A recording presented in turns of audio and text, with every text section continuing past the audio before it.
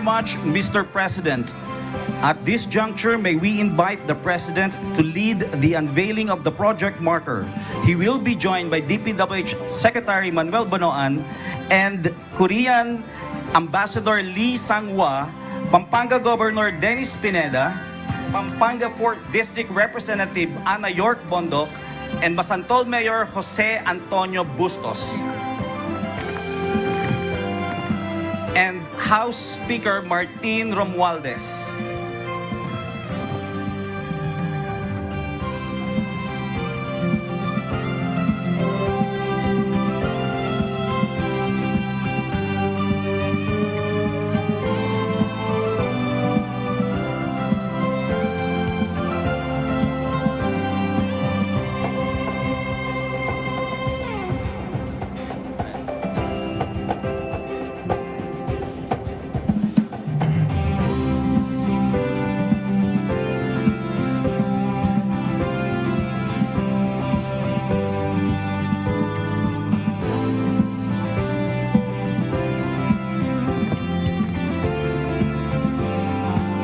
Once again, may we invite the President to lead the unveiling of the project marker. He will be joined by DPWH Secretary Manuel Bonoan, Korean Ambassador Lee Sang-hwa, House Speaker Martin Romualdez, Pampanga Governor Dennis Pineda, Pampanga 4th District Representative Ana York Bondok, and Masantol Mayor Jose Antonio Bustos.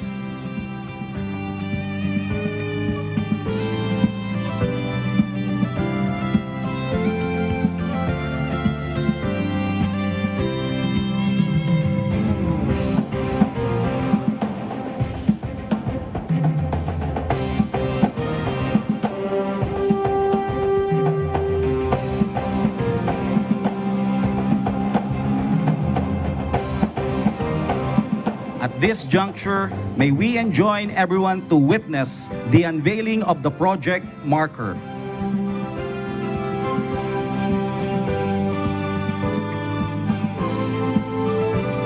Ready, Mr. President? On the count of 3. 3, 2, 1.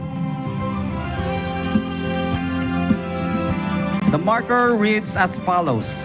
The Integrated Disaster Risk Reduction and Climate Change Adaptation Project, Stage 1 or IDRR-CCA, inaugurated by His Excellency Ferdinand R. Marcos Jr., the President of the Republic of the Philippines, Barangay Bebe Anak, Masantol, Pampanga, August 7, 2024.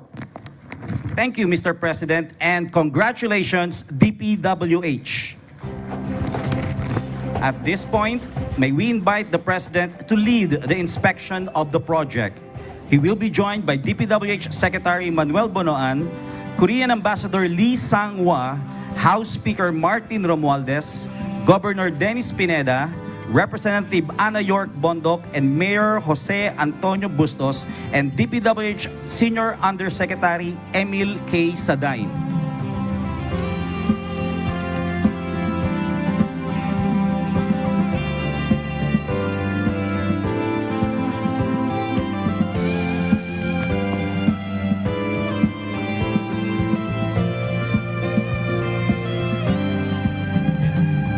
The Integrated Disaster Risk Reduction and Climate Change Adaptation Project is a flood control measures in the low-lying areas of Pampanga Bay. The project aims to mitigate flood risks in the local river network caused by global climate condition and continuous sediment transport in the river system and lahar flows from the eruption of Mount Pinatubo, which changed the landscape and topography of the province of Pampanga. The IDRR-CCA would help reduce the flood level and duration by improving the drainage efficiency of the tributarial river network, Third River, the Eastern Branch River, Kaduang Tete River, and Sapang Maragul River. The project was made possible through the technical assistance and funding facility availability extended by the Government of Korea to the Philippine government. This endeavor best demonstrates the flourishing partnership between the governments of Korea and the Philippines.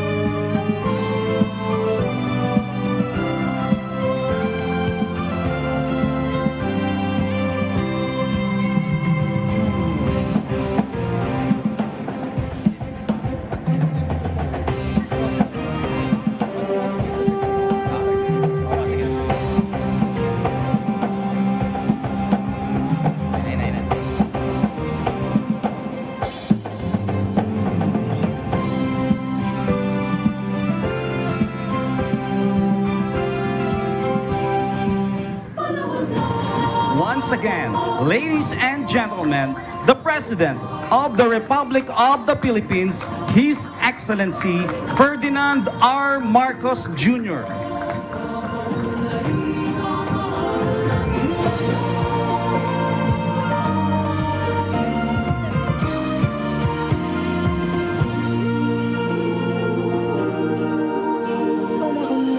We may now be seated. Good morning, everyone.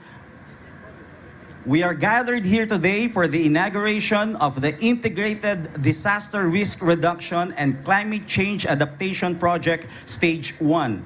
At this juncture, may we call on Pampanga 4th District Representative Ana York Bondok to deliver her welcome remarks.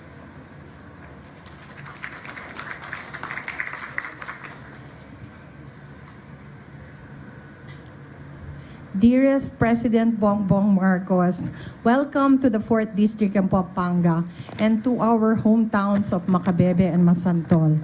And to everyone, Maya Paabak po. We are deeply honored by your presence today at the inauguration of the first ever climate change loan of the Philippines, the Integrated Disaster Risk Reduction and Climate Change Adaptation in the low-lying areas of Pampanga Bay. We conceptualized this loan more than 15 years ago, when climate change was not yet as serious a problem as it is today. This shows that the Philippines has long been preparing for the largest challenge facing the world today, global warming and rising sea levels leading to massive flooding. Our small area of Pampanga is the catch basin of all the water of northern and central Luzon.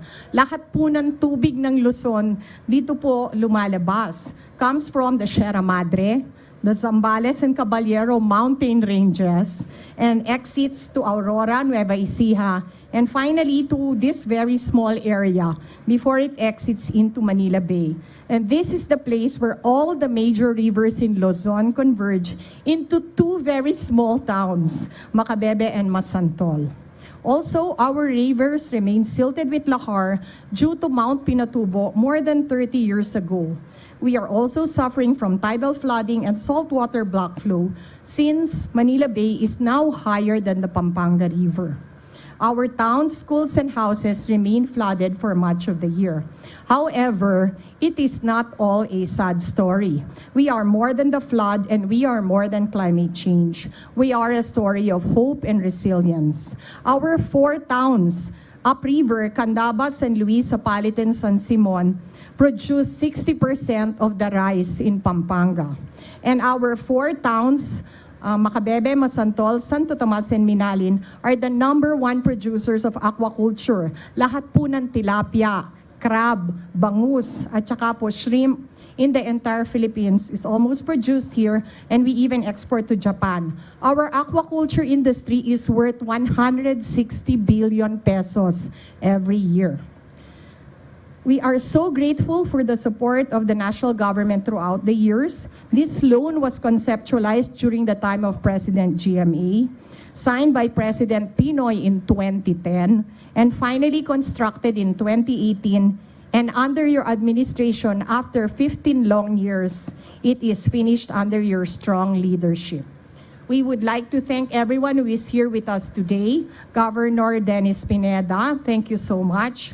Our Secretary Manuel Bonoan of the DPWH, our Ambassador Lee of the Republic of Korea, our mayors, Mayor Tonton Bustos and Mayor Leonardo Bobong Flores for joining us today, and our party list congressman for joining us, Sir Jorge Bustos. So we would like to thank especially the DPWH Undersecretary Manuel Bonoan for their never-ending support, and also the Republic of Korea for their support through this loan.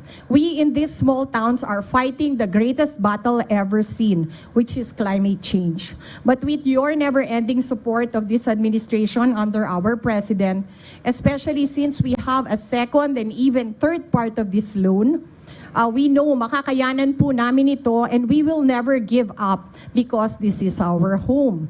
Tuloy po ang laban versus climate change. Wala pong iwanan. Dakala-dakala salamat po at luwid po kayo, Pangulong BBM. A very good morning po sa inyo pong lahat. Thank you, Congresswoman Bondok. At this point, may we call on the Ambassador of the Republic of Korea to the Philippines, His Excellency Lee Sang-hwa, for his message.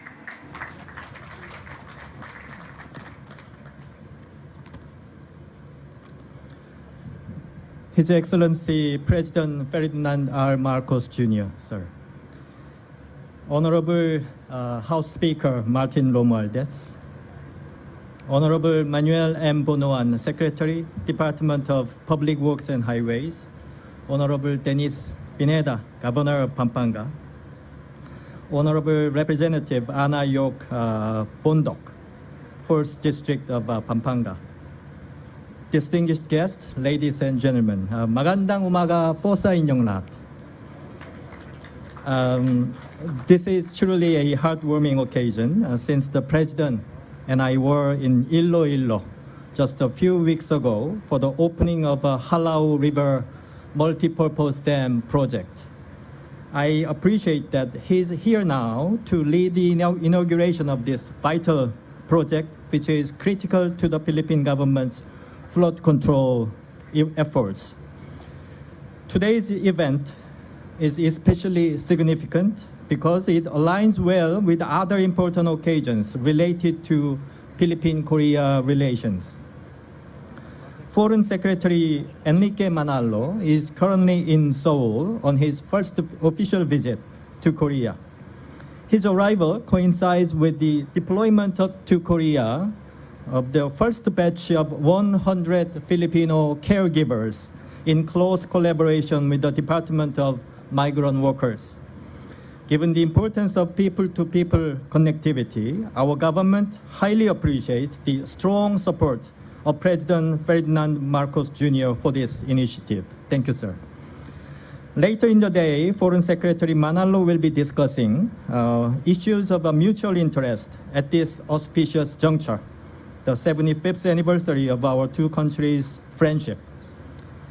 And even as we speak, the signing ceremony for two landmark projects is happening at the Finance Department building this morning in Manila.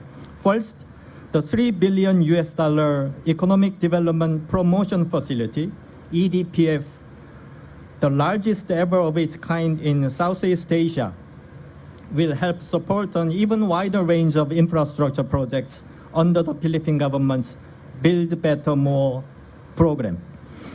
Second, the new Dumaguete Airport Development Project will become the single largest investment project funded by KXIM in the Philippines. So it is truly heartening to note that the Korean government and private sector have been actively contributing to enhancing infrastructure, connectivity, and disaster resilience in the country. The NAIA PPP project and investment in the Subic shipyard are recent examples. Within the larger picture, these projects are also conducive to boosting the Luzon Economic Corridor and promoting overall national development. Yesterday, I met with the Agriculture Secretary Francisco Tiu Laurel Jr., and we discussed, among many other things, how to leverage Korea's experience and technology in upscaling the agriculture sector in the Philippines through modernization and making it more climate resilient. So it is with great pride and a deep sense of accomplishment that we gather here today to inaugurate this project in the low-lying areas of Pampanga Bay. It represents a significant step forward in our collective ventures to mitigate the impacts of climate change and enhance the resilience of our Filipino communities. In his recent State of the Nation address, President Marcos emphasized the critical importance of flood control projects, highlighting that over 500 such initiatives are underway across the Philippines. Noting that Philippines' geographical location makes it highly vulnerable to the adverse effects of climate change. He said, and I quote, "Precisely because of our inherent vulnerability, we are proactive advocates for heightened climate responsibility and justice on the global stage." Last month, the Philippines secured a seat on the board of Loss and Damage Fund and has been selected as the host for this important fund. This encouraging development is expected to bolster the country's climate adaptation and mitigation measures. In this context, this project is a collaboration that has once again proven its value by bringing together our resources and expertise to address a critical issue. Funded through $80 million loan agreement with the Korean government via the Economic Development Cooperation Fund, EDCF, this project aims to significantly improve the drainage efficiency of the river channel networks in Pampanga, thus alleviating the chronic flooding that has plagued many towns. Some components of this project, such as the construction of 3 new bridges, 5 footbridges, 8 sluice gates, and 164 fish pond gates, along with extensive evacuation, excavation, embankment, and dredging activities, clearly indicate the comprehensive nature of this initiative. With the second phase already in the planning, this project will certainly make a real difference on the ground. So once again, warm congratulations to all who made this possible. Let us continue work together, a safer, more resilient future for all. Maraming salamat po at mabuhay. Thank you, Ambassador Lee Sang-hwa.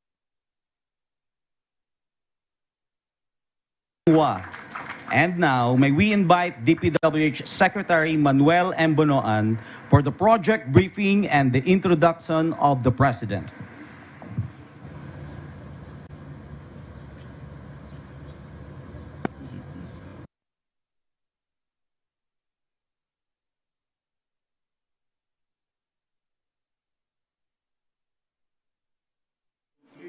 Of the integrated disaster risk reduction and climate change adaptation measure in Pampanga Bay Stage 1, an accomplishment under the Build Better, More and Faster Infrastructure Development Program under your administration, Mr. President.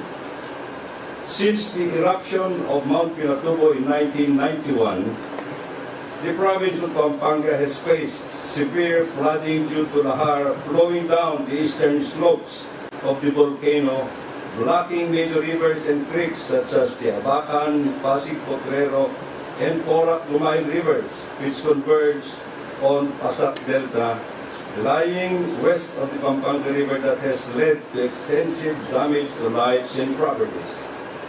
This disaster highlighted the urgent need for comprehensive flood control measures. Various studies by the government and international partners laid the groundwork for these measures. Notably is the Mount Pinatubo Recovery Action Plan long-term report conducted by the United States Army Corps of Engineers from June 1992 to March 1994. Additionally, the Philippine government, with funding from the Japan International Cooperation Agency, implemented the Mount Pinatubo Hazard Urgent Mitigation Project from April 1997 to 2016. These initiatives led to several key projects, including the development of a master plan and feasibility study for flood mitigation measures in West Pampanga. The plan is to address flood risks in the municipalities of Florida Blanca, Guagua, Lubao, Porac, Sasmuan, and Santa Rita, aim to significantly improving flood management in these areas. However, despite these efforts, some areas remained vulnerable to persistent flooding and were not covered by the Pinatubo Hazard Urgent Mitigation Project. To address this, Mr. President, the Department of Public Works and Highways sought financial assistance in October of 2013 from the Korean Economic Development Cooperation Fund through the loan number PHL17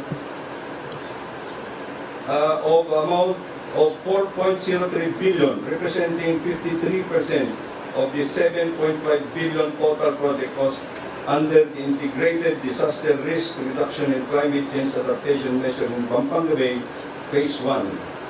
This project directly provided initial benefits to the towns of Macabebe, Masantol, Minalin, and Santo Tomas, improving resilience and protection during typhoon seasons. The project involves comprehensive work on 4 rivers, the Third River, Kaduang, Tete River, Sapang Maragol River, and Eastern Branch Channel that flow into Manila Bay. This includes excavation, dredging, and widening of waterways, as well as embankment construction. These improvements are essential for reducing flood risk in areas susceptible to tidal backflows and effects of climate change. Additionally, the project included the construction of bridges, footbridges, and several sluice gates structures and 164 fish pond gates, all designed to enhance flood control and support local infrastructure. However, this completed project, Mr. President, is just stage 1 of the overall contemplated project. There's a planned stage 2 for the project to realize its full objective of addressing the flooding problem in the area. The preparation of stage 2 of the project is underway through the updating of the flood control management master plan and feasibility studies and detailed engineering.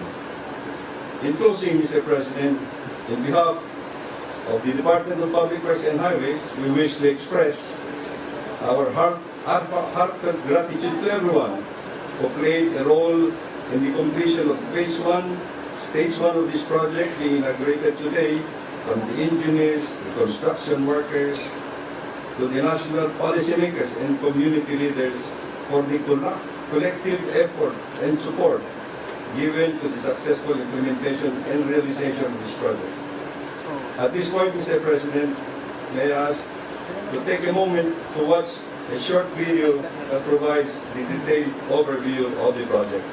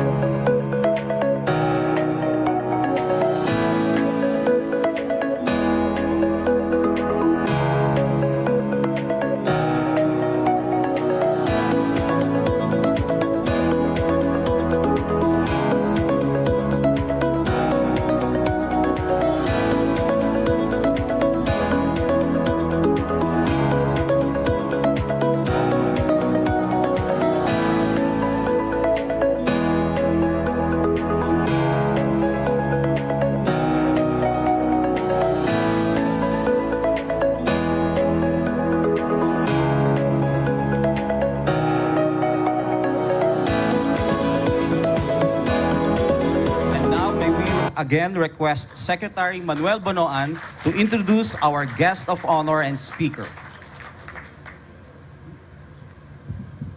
Ladies and gentlemen, the President of the Republic of the Philippines, His Excellency Ferdinand R. Marcos Jr.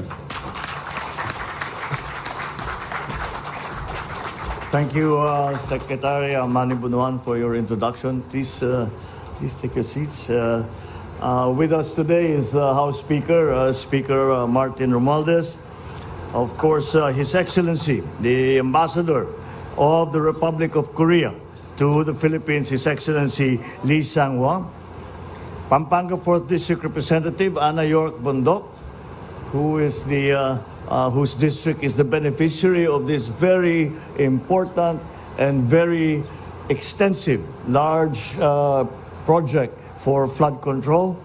Patrol Party List Representative George Bustos. Pampanga Provincial Governor Dennis Padilla has also joined us. Masantol Municipal Mayor Jose Antonio Bustos, and all the other local chief executives and local officials present. My fellow workers in government, ladies and gentlemen, magandang umaga po sa inyong lahat. It is with great pleasure that I join you here today to inaugurate the Integrated Disaster Risk Reduction and Climate Change Adaptation Project, Stage 1. A project made possible with the help from our friends in the Korean government, and as a response to the eruption of Mount Pinatubo in June 1991 that spewed massive amounts of volcanic ash that covered vast swaths of the province of Pampanga. This led to heavy siltation along the streams, rivers, all the waterways, decreasing the discharge capacities and causing heavy flooding during the rainy season, especially in the low-lying municipalities of Macabebe, Masantol, Minalin, and Santo Tomas. The province has also suffered perennial loss of life and damage to properties due to heavy flooding. So it had to be addressed through the construction of these flood control structures. In response, the Philippine government, with the technical and financial assistance of the Korean government, developed a study which became the foundation for the construction of structural measures that we now have the privilege to inaugurate. The IDRR CCA-1 costs more than 7 billion pesos, and it aims to mitigate flood damage by increasing the discharge capacity of the Third River, the Eastern Branch River, the Sapang Maragul River, and the Kaduang Tete River. To fully realize the project's benefits and provide long-term solutions to flooding here in Pampanga, I am now instructing the Department of Public Works and Highways to ensure that Stage 2 of the IDRR CCA will be proceeding as scheduled. I have the assurance, as we were looking at the floodgates and the technical explanation of what this is, the ambassador assures me that the planning and the technical examination for Stage 2 has already begun. Maraming salamat po. Once it is fully completed, the IDRR CCA will reduce the flood level and flood duration from 68 days to 17 days in the municipalities of Macabebe, Masantol, Minalin, and Santo Tomas. We are very optimistic that this will redound to improving the people's lives by enhancing the disaster resilience of all our communities. The DPWH has also completed several other flood control projects here in Region 3. Among these is the construction of a flood control structure at the Pampanga River in Gabaldon, Nueva Ecija. The flood control structure cost around 85 million pesos, was completed last May. Another completed project is the rehabilitation of the eroded bank of the Pampanga River at Kandanting, Arayat. Then that project was cost 91 million pesos, was completed in October of last year. So let me assure all that the government, through the Public Works, will expeditiously complete the ongoing flood control projects here in Region 3. However, this is only half of the solution. Flood control projects are meant to help minimize the effects of flooding, and they will help in reducing the size of the areas affected, decreasing the height of the flood, and shortening the time for flooding to subside.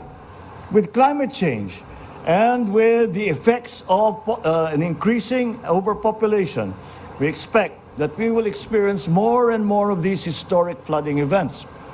For flood control to work, we must do our part in maintaining our canals and waterways and in recycling and properly disposing of our garbage. Rest assured that this government is working and doing all it can to pursue initiatives and programs to protect our citizens and the environment, to innovate current trends in disaster risk reduction and management, as well as to ensure heightened climate responsibility and justice. But our local government units and our citizens also have an extremely important role to play. At this juncture, let me once again thank our friends from the Korean government for their help in completing this important stage 1 of the IDRR-CCA project. Let us continue to explore other areas of cooperation that will uplift both our countries and the lives of our people. Let me extend also my gratitude to the officials and the people of the province of Pampanga, whose solidarity and collaboration has resulted in the successful completion of the IDRR-CCA-1. I also acknowledge the efforts of the Department of Public Works and Highways and everyone who has worked on the completion of this grand project. It demonstrates the government's commitment to delivering quality, safe, and environmentally friendly infrastructure to all Filipinos. Thank you, and let this occasion mark the beginning of a new era of sustainable progress for Pampanga and for the Philippines. Mabuhay po kayong lahat. Maraming salamat po. Mabuhay ang bagong Pilipinas. Dakal asalamat. Thank you. Thank you very much, Mr. President. Dakal asalamat po, mahal na Pangulo. Thank you for leading the inauguration of the Integrated Disaster Risk Reduction and Climate Change Adaptation Project Stage 1.